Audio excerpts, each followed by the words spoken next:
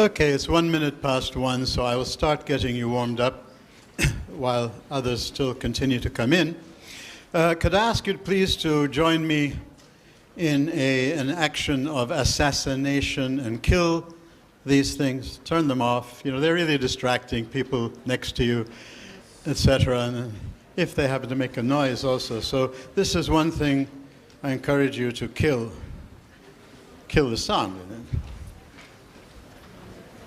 The other item to mention while people are still coming in is that in our CVSP courses, often we rarely read a whole book. But it's very good for you to take a look at the table of contents in the book you're reading, just to see the full scope of what that particular person is covering. And so I recommend in the book for this week and for the coming weeks is Augustine's autobiography, if you like, a spiritual autobiography called The Confessions. Do take a look at the table of contents just to see the sweep of items he covers even in this autobiography.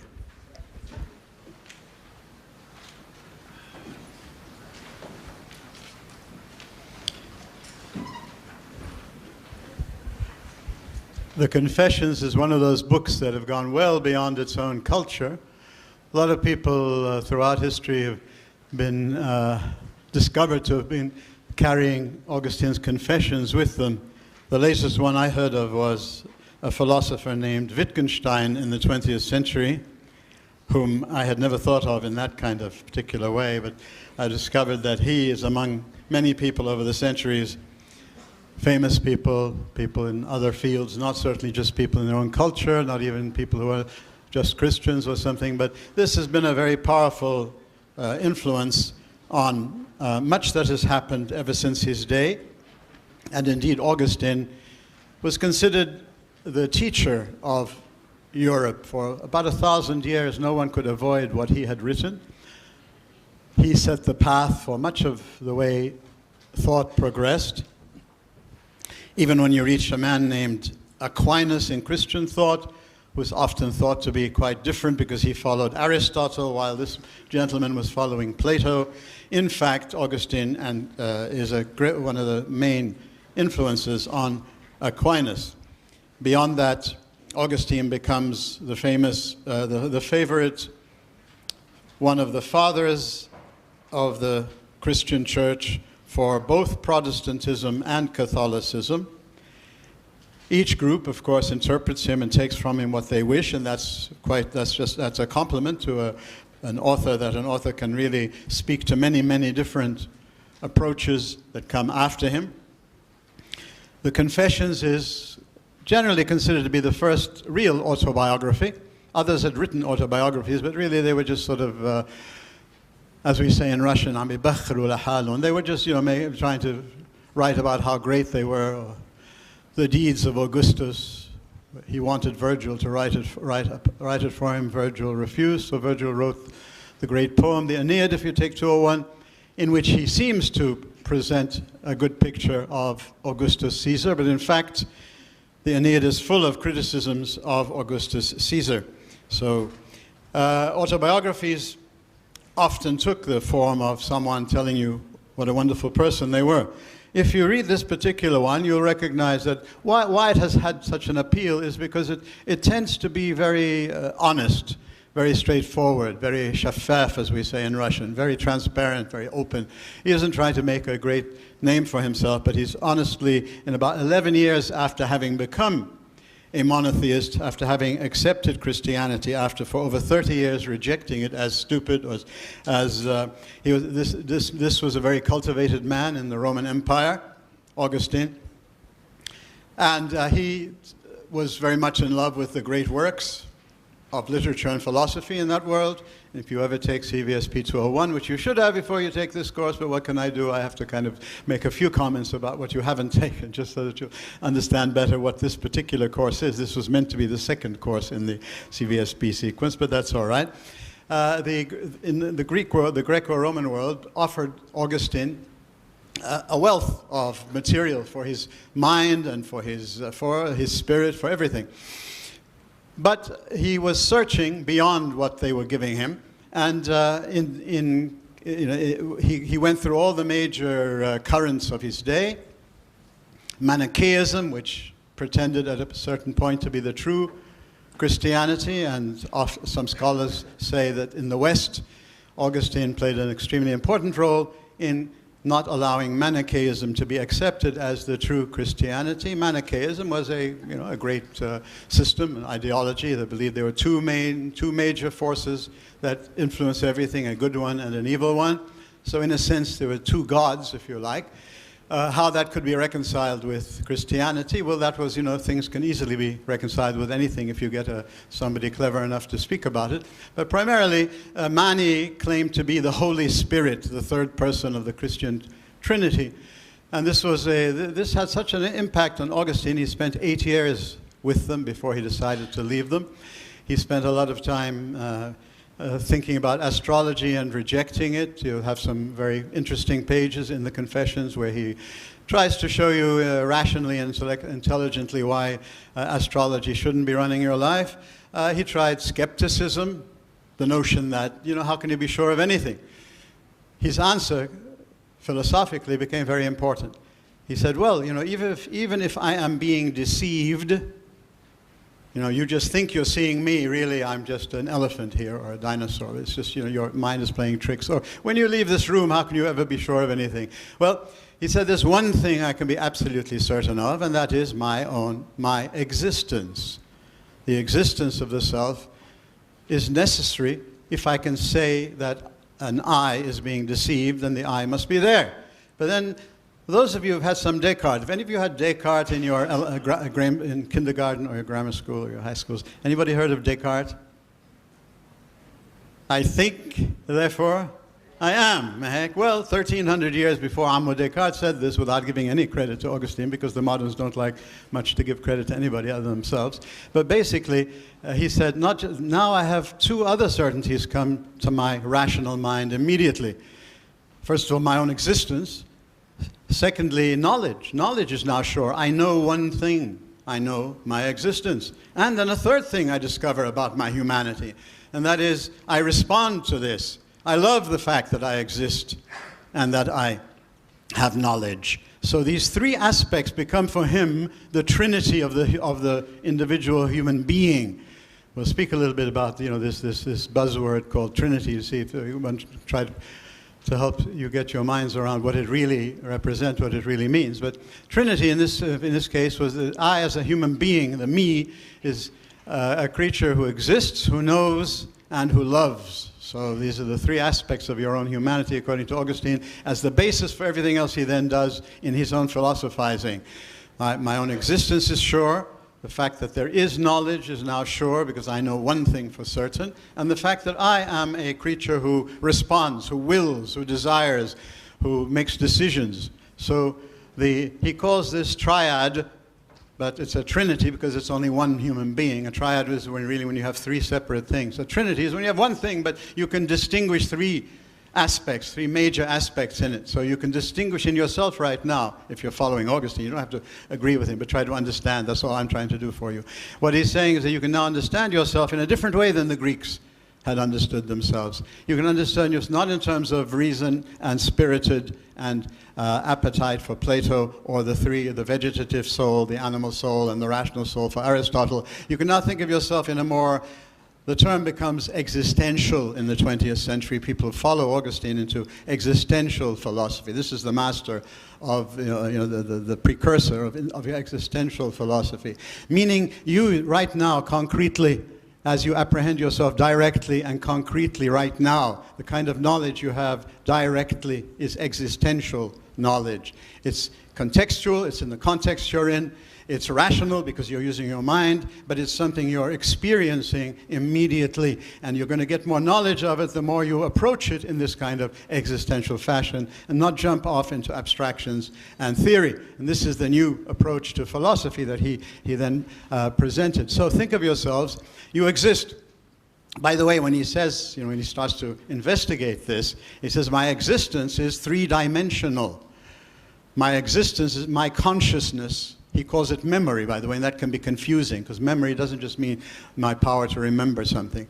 It's me, my human consciousness, as opposed to any other kind of consciousness, is a three-dimensional historical consciousness. Therefore, historicity, something the existential thinkers stressed very much in the 20th century.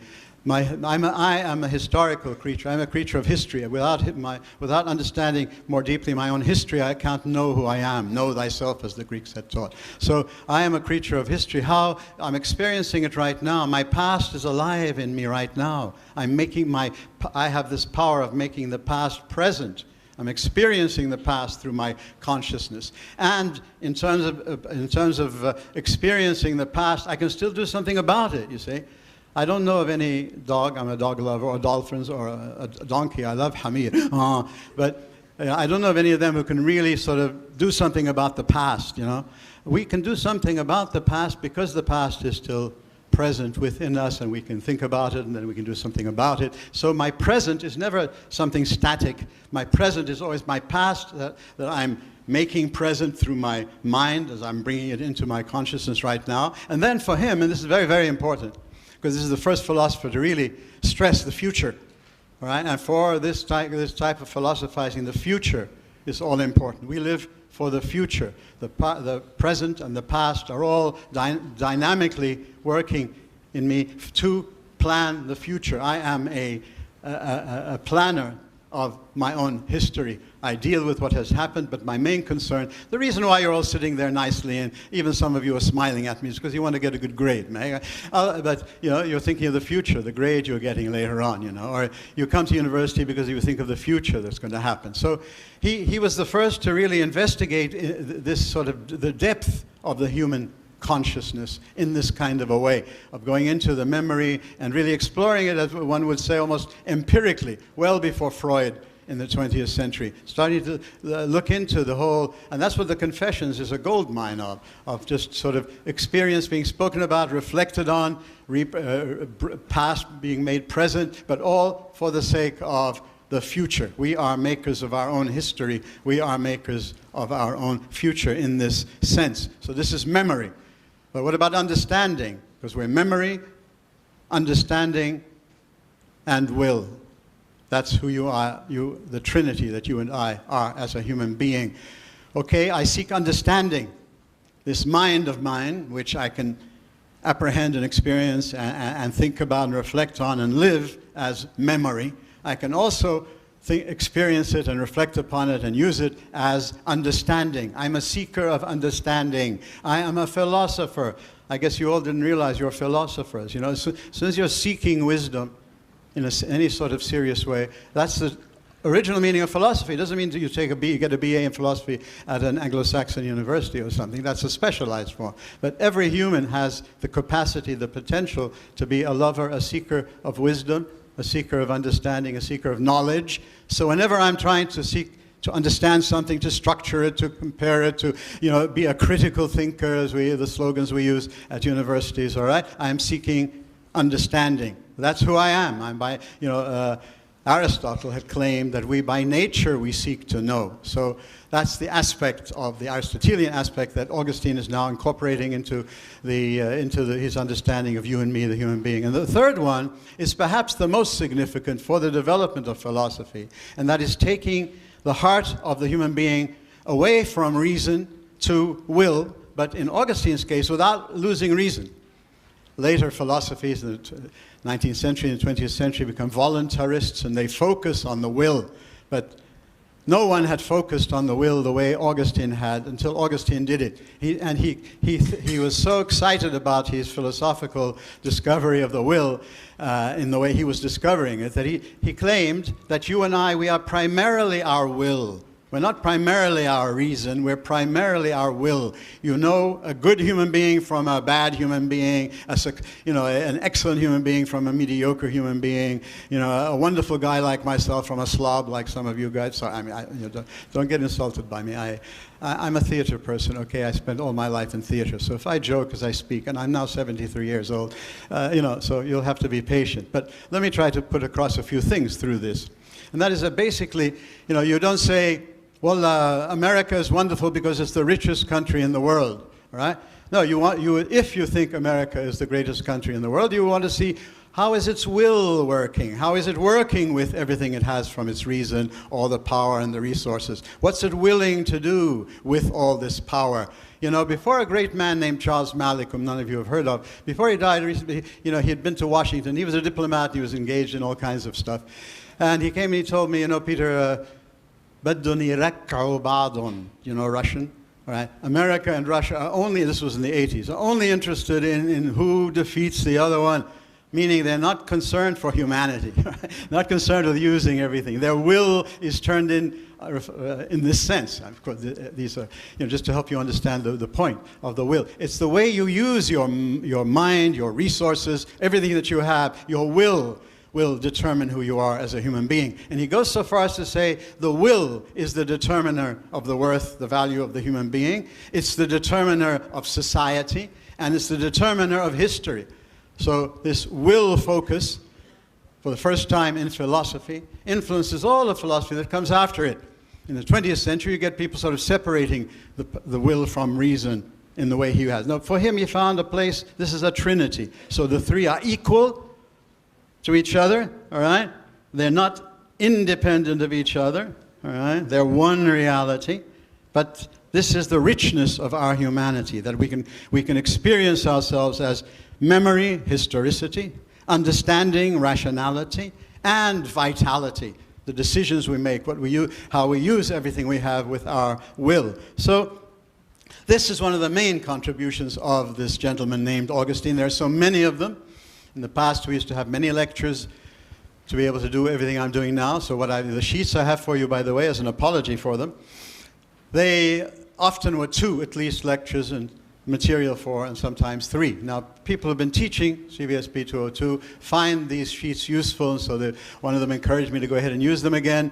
In no way am I going to cover them all in the lecture, but let me spend a few minutes on the sheets so that you know what they are and how I wish to have you make use of them.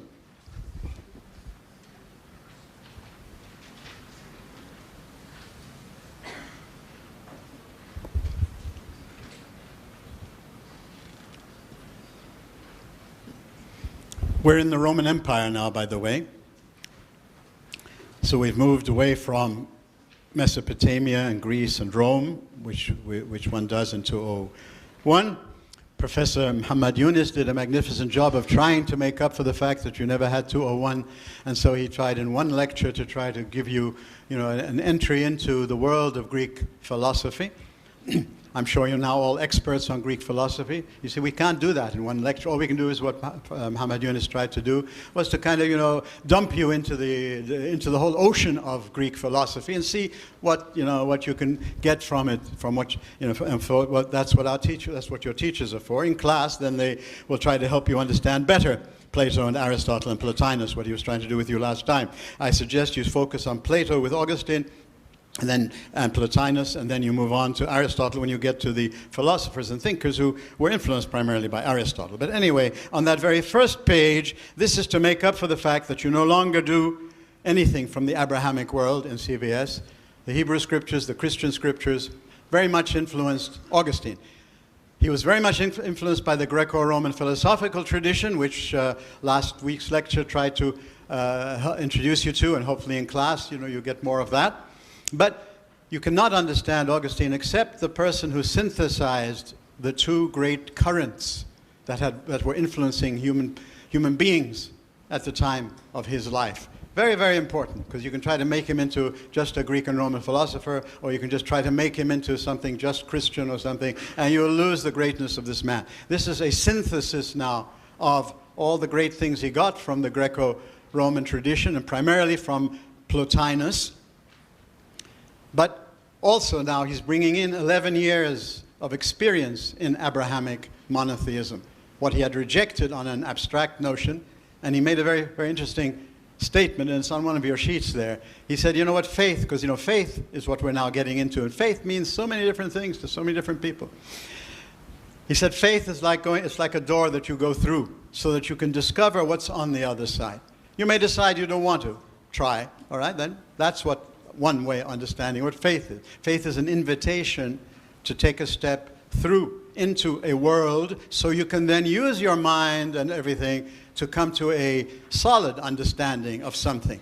Read a few books about what's in the outside world, you still haven't understood it. You know, you stand on the beach and you watch people swimming, and then you read books about swimming, and oh, that's wonderful. But until you actually get in there and you start to experience all the things that you're reading about, your knowledge is very, very limited. So faith is an access to personal knowledge, human knowledge, interpersonal knowledge, historical knowledge, a kind of knowledge that doesn't come from books. And that's the primary meaning of faith as Augustine uses it, all right? There's so many different meanings of faith.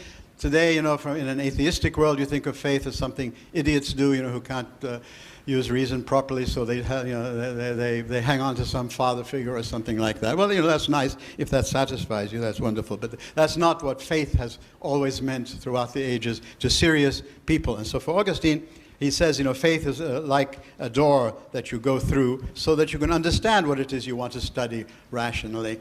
And then when you study it, you get to know it better, right? Once you get to know it better, you can then evaluate it. Then you can decide it's useful, it's not useful, it's right or it's wrong. You don't judge a faith system that's lived out in communities and in people and in life and in history by reading books about it or by reading about their critics, all right? You go and you try it. Now, when you try it, this doesn't mean you're going to agree with it. He tried everything this way. He tried, you know, Manichaeism this way. He tried with the astrologists. He tried with the Platonists. He tried with all of them, all right? And then he tried, finally, monotheism in its Christian form in his day, all right? Now, some he agreed with, some he disagreed with. So faith is the entry into what it is you wish to be studying rationally. It's not a blind leap into something that you have not, and you don't stay there unless you're getting some really good evidence for you to stay there. So that's a very important point about why Augustine appeals, because he was concrete. He tried things out. He didn't just, you know, he used my buzzword, empathy. Empathy means you've got to take the trouble to get into somebody else's world.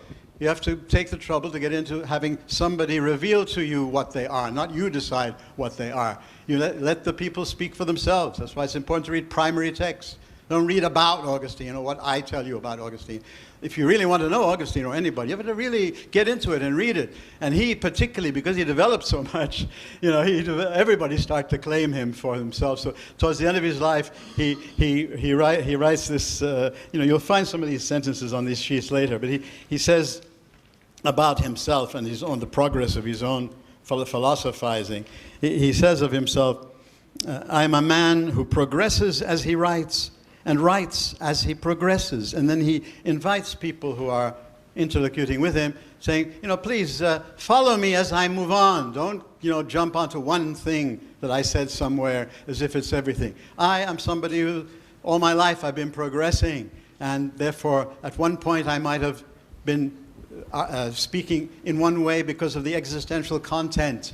When he was writing against people who are called the Pelagians, who insisted there's no need for God in your daily life, there's no need for grace, it's just your own willpower and your own reason. All right, well, this for him seemed like this is not monotheism, because monotheism is a synergy, an interaction between the divine and the human. So if it's just you doing everything, well, you know, God is what? Somebody gives you a lollipop at the end or hits you with a stick at the end. You know, serious belief in God and monotheism involves the actual experience of both, of your own humanity, but also the experience of what is called grace or the Holy Spirit, different words that are used in Christian theology for that experience. So at one point he was arguing against the Pelagians. So if you just read there and take Augustine from there. At another point, he was arguing with the people, with the Manichaeans primarily, who said man has no free will.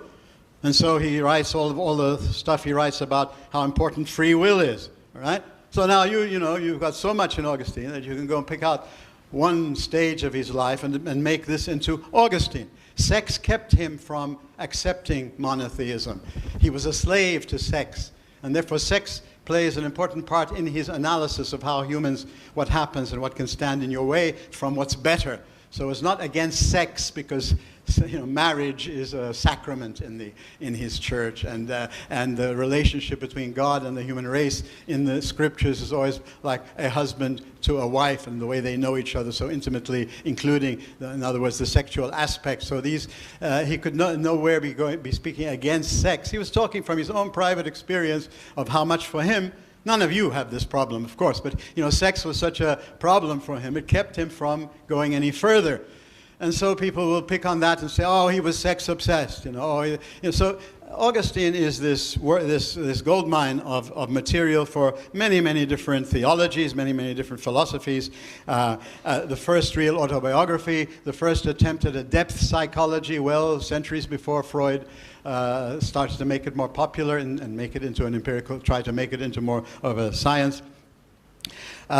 So this is the man that you're into, and I have to introduce you to all of this with no background from the Abrahamic world, and therefore on that first page that you have there is just an attempt to indicate to you in terms of the main categories that we're interested in the humanities and in CVSP, and what used to be the heart of everything we did in CVSP. What does this culture or this author or this text or this people's, what are they saying about their self-understanding, about what it means to be a human being in terms of the four major environments? What do they think about the divine? Many gods, one God, no gods. How do different cultures understand the divine? And then trying to see how, since all humans have reason, how do they rationally try to be consistent in the way they understand themselves, the way they understand society, the way they understand history, based on their view of the divine. If you believe the gods are mostly against you,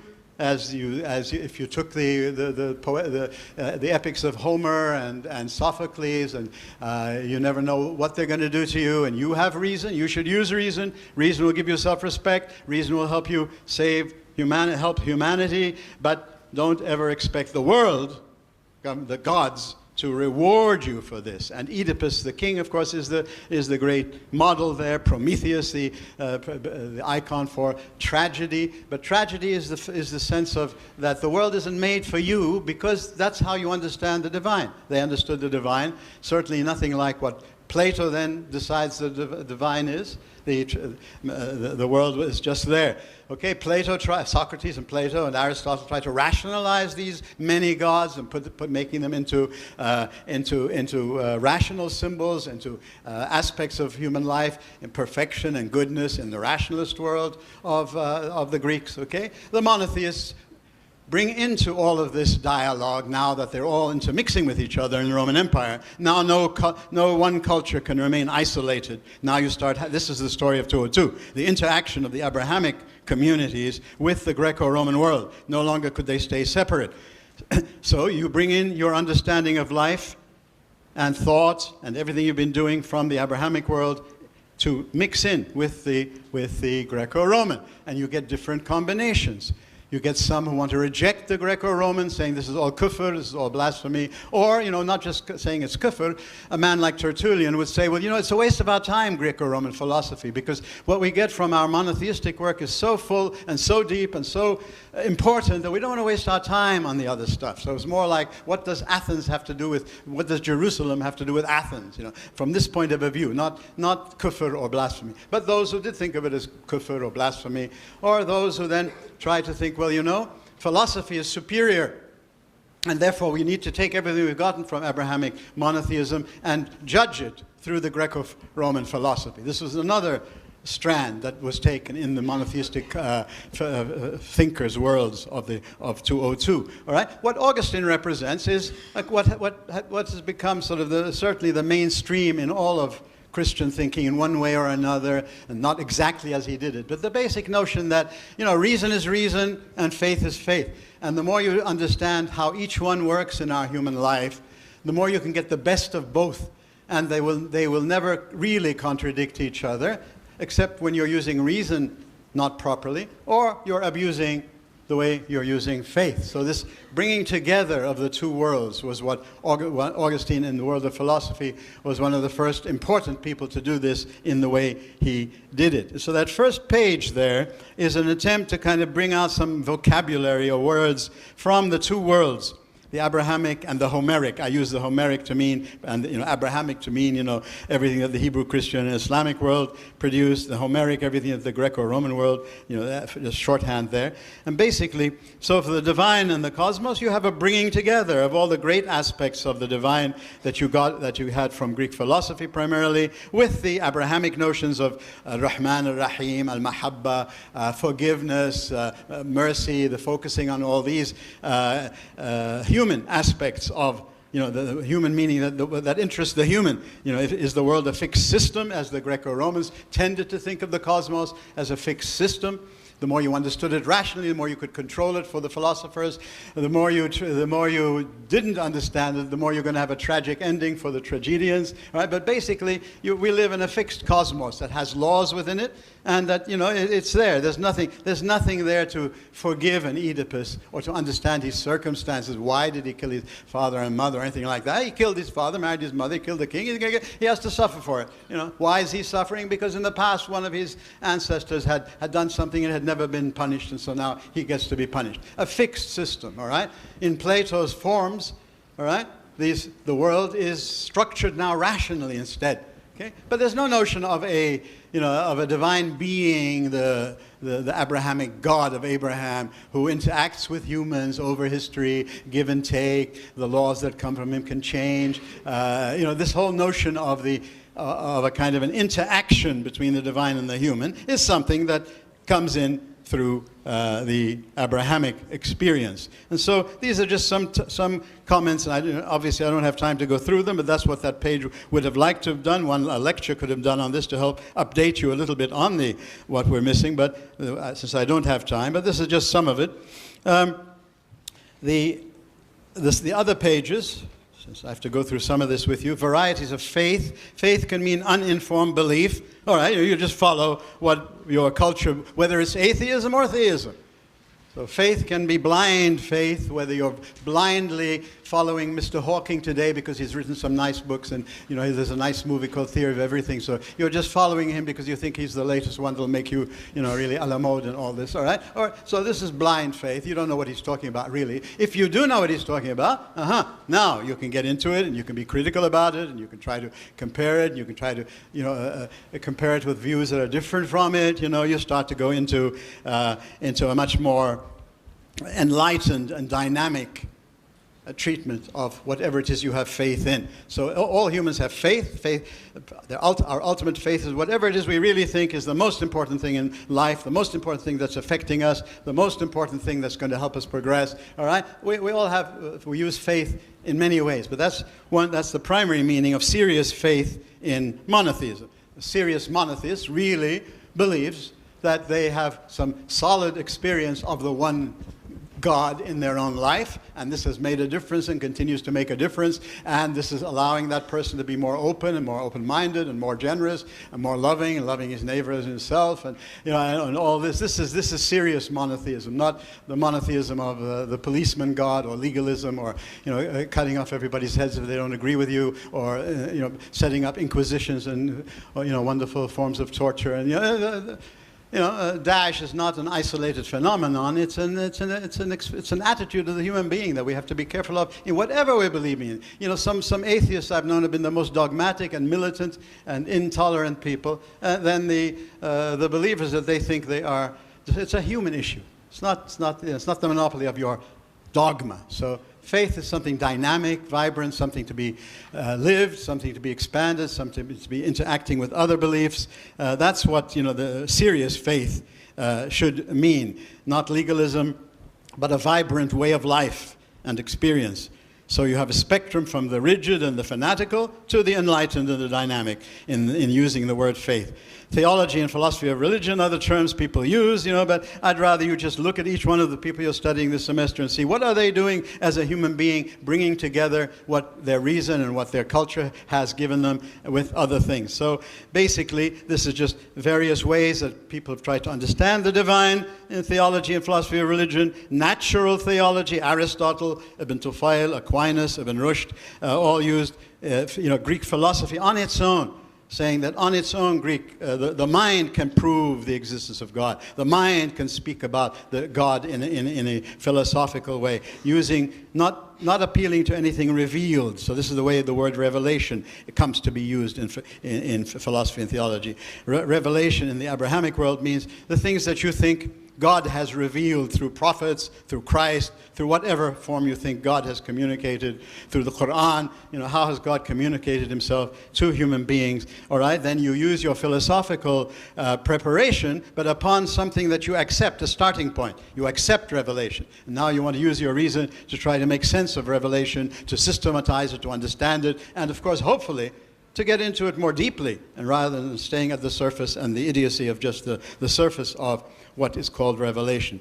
All right, existential philosophizing, Augustine used all of these. He used the Greek form, natural theology. He used revealed theology. But what makes him interesting later on, all through the history of European thought, certainly, and 20th century thought, the existential aspect of Augustine. That knowledge for him had to be something he was experiencing, and not just something that was abstract.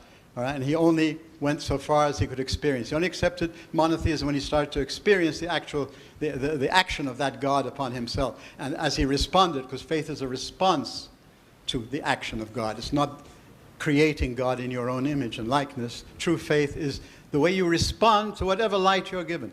So if that light is in monotheism, if that light is in philosophy, if that light is in whatever you're studying, your faith is your acceptance of the invitation to go more deeply, more further into whatever light you're seeing. Okay, for him, for Augustine, and for generally for believers of this sort, insofar as faith for them is a response to whatever it is they are experiencing of God. And so this existential approach to philosophy, Kierkegaard made it more popular in the 19th century, coming back to getting away from abstractions and abstract philosophizing and theologizing, and away from Ammo Hegel and his great fancy philosophical system. Kierkegaard would say, and think about this, he'd say, I understand Hegel everywhere except where Hegel doesn't seem to be understanding himself, because he's the most convoluted of philosophers. However, when I read my Bible and I read about Abraham, his readiness to sacrifice his son, all right? That's what challenges my mind, to have to think about my own humanity and what life is all about. So, truth and knowledge is not just what you pick up in books and theory. It's what challenges your whole being. That's the meaning of existential. Your whole being gets involved in wanting to understand something. So you want to experience more of it. You want to think about what you're experiencing. You want to compare it. You want to dialogue with it. And therefore, I put on that second page there elements of an existential phenomenological approach. Read it. I think it's self-explanatory. I don't have time to actually go into it. Journey of a Soul, this is now a little bit of his autobiography. Manichaeans, astrology, skepticism, Platonists. With the Platonists, this is where he really starts to have an anchor in his own philosophy. He was trying to have the mystical experience. Wahdat al-Wujud, you'll hear about it later on. He was trying to have this experience as it comes through Plotinus with the Platonists. And then when he went into his Christian life, at one point with his mother, who prayed with him for 30 years before he was converted. This is sort of an icon in the Christian world, because he was living such a somewhat dissolute life, but also just very far away from what his mother wanted him to do. When he finally does accept Christianity and he starts to live it, he's having a time with her, and that's all in this Confessions. And they're sitting there talking about spiritual things, and they're praying simple monotheistic prayer. There's no no techniques here to sort of lose consciousness and wahdat al-wujud and all that of mysticism, because that's another system on its own. One has to study that on its own. But he was seeking the mystical experience with he experienced a mystical experience there. Just simply, this is what in Christianity is called when the Holy Spirit of God takes you up into a much more powerful experience of God, but you never become God. There's no wahdat al-wujud in strict monotheism. God is always God and you are always you, and there's a separation, but you can experience this God so powerfully. So how did he, how does he respond to, this is the last thing I have time for, unfortunately, Plotinus, Neoplatonism, supposedly. All right, this is a simplistic way of putting together the philosophy of Plotinus, taking the one which Plato had mentioned but never had gone into very fully. He took the one as being the ultimate reality, which is beyond everything else. So this is the Allahu Akbar, if you like, in Plotinus, that in monotheism, God is beyond anything that you can say. You can say what you want to say, you can speak, you can philosophize, you can do, but God is always a step ahead, is always more, the transcendent God. Okay, so the one is that plays that kind of a role in Plotinus' system. Nous and psyche, intellect and soul, intellect and world soul. The one is kind of like the sun. Emanates intellect, emanates world soul, and then world soul emanates two further emanations, which become body and matter, and this is everything that exists, all right, in a simplistic way, but I think it gets to the point. Now, how does this differ from our friend Augustine? He monotheizes this. He credits the Platonists with providing him with his philosophical vision beyond the materialism of the other major philosophies of the day. Stoicism, Epicureanism, Manichaeism were all materialists. Plato taught him to think that there's a reality other than just the material. He finds many points in common between the Christian view of God and that of Plotinus. He sees the major difference in the humility of God. The God of Plato is so far away, so detached, that simply emanates automatically out of necessity, whereas the Abrahamic God out of love, care, sharing, giving. Love in monotheism means giving, sharing, it doesn't mean attraction. All right? He noticed that there was this major difference in the understanding of the divine. And for him, this virtue makes all the difference, because this is finally pride and humility. For him, are the heart of our human predicament.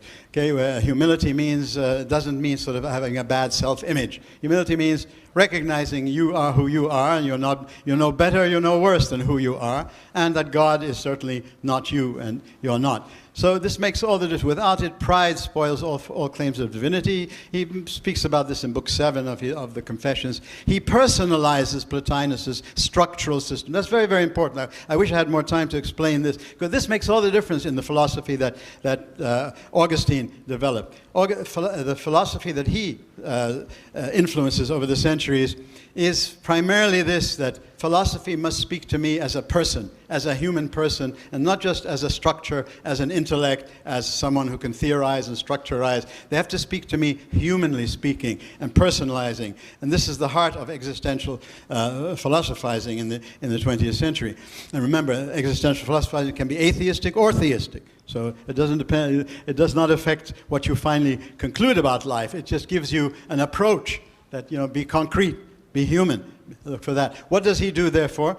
He takes, the one becomes God, who doesn't create out of necessity, but creates freely, because God wants to give of himself and to create the world. So the world does not come into being because the one has to.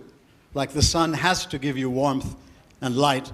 You don't ask the sun, oh, thank you, sun, how nice of you. The sun cannot be the sun if it's not giving. So the one cannot be one if it's not emanating nous and psyche. So he personalizes the divine, the Abrahamic God, okay?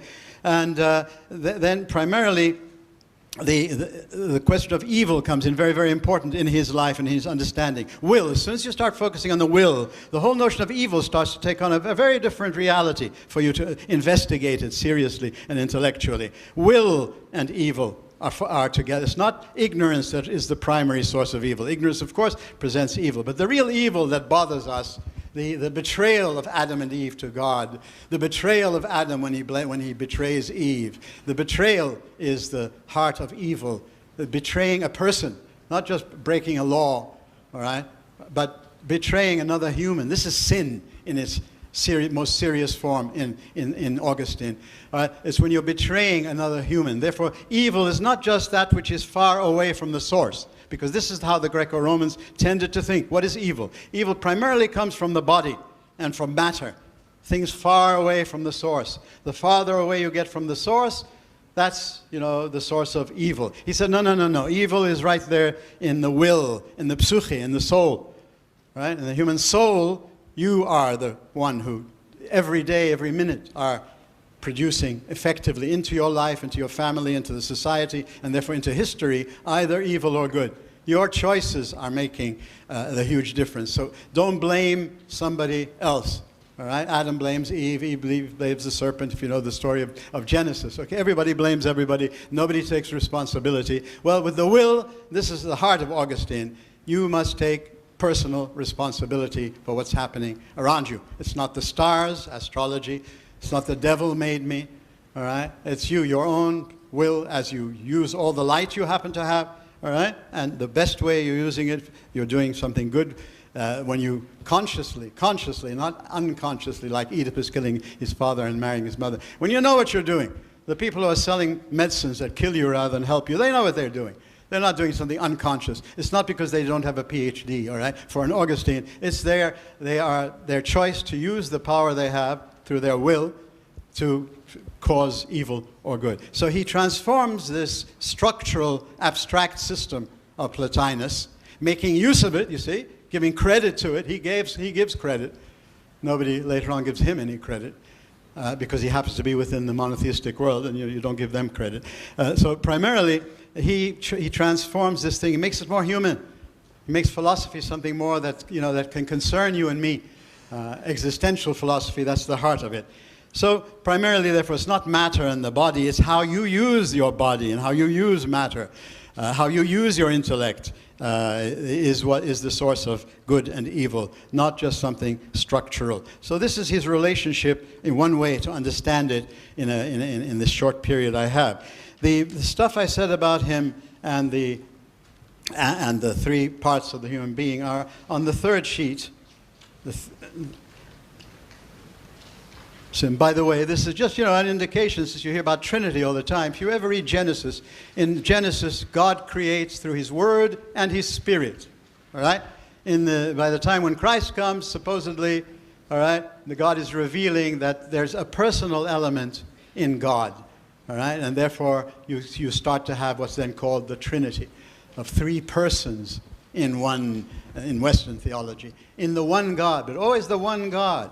So Trinity does not mean three gods. It means as God reveals himself to the human, not as philosophy discovers it. God just reveals certain things about himself. He's beyond ever knowing him fully. But he reveals to the human being certain things that for the Christian, for Augustine, come through Christ and come through the Holy Spirit of God. All of that is in the Christian scriptures. Of course, you're just hearing about it externally now. It doesn't make... But just to let you know, the term Trinity is not a simple word. It certainly never meant three gods. And it would take a long time to really try to help you understand how it has come to be understood, how it can be understood, how it can be abused and misunderstood. But one thing just to note, you are a Trinity, but you're one person. All right? The Son is a Trinity. Okay, mass, warmth, and light, but it's one Son. Okay, so Trinity is a common aspect of many basic things in human life. All right, then what God has revealed supposedly for an Augustine is the revealed three aspects that what God is in himself only God can know. But God can choose to reveal what God wishes to the human, so the human can understand God in a different way. So, for whatever it's worth, I've tried to make a few comments that might be useful. I leave it all in the hands of your teachers to do anything serious with you, and I end with my salute to you all. All right?